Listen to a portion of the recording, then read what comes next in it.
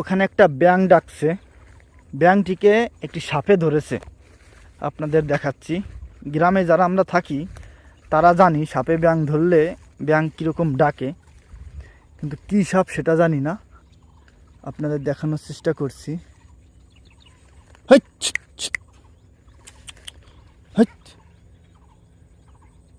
ভয় লাগে হচ্ছে যে গোখরা সাপ না হয়। এখানে ডাক দিয়েছে 3-4 ডাক, মানে গোখরা সাপ হলে তো আমি নিজেই দৌড়ে পালাবো এখান থেকে। কিন্তু এখানে 20-10 সাপ ছাড়াও অনেক মানে 20 ছাড়া সাপ আছে, যে সাপগুলোতে কামড়ালে কিছু হয় না, যেমন দোরা সাপ, মেটে সাপ। কিন্তু কয়েক ডাক দেওয়ার পরে আর তো ব্যাঙ ডাকতেছে না। তার মানে কি 20-10 সাপে ধরলো ব্যাঙটিকে না কি? দেখুন খুঁজেই পাচ্ছি না। এখানে নড়ছে দেখছি, কিন্তু এখানে আসার পরে আর ডাকছে না।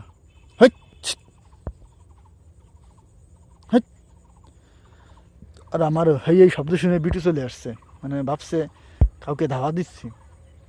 বিটু আসিস না, এখানে সাপ আছে। তো যাওক ভাই, দেখার দরকার নাই।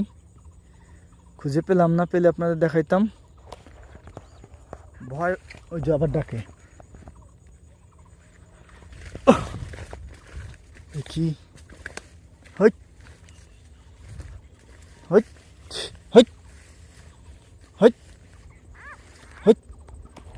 ওই যে ডাকতেছে, কিন্তু কি সাপ সেটা তো।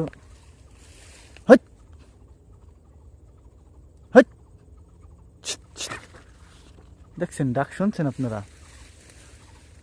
নিশ্চয়ই শুনতেছেন। মানে ধাওয়া ঠিকই দিচ্ছি, কিন্তু ভয় লাগতেছে যদি এবার গোখরা সাপ হয়।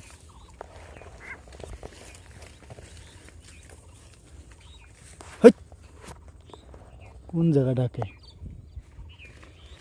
ভয় করে ভাই। গ্রামের ছেলে হলে কি হয়েছে, সাপকে খুব ভয় পাই। কম বেশি সবাই সাপ ভয় পায়।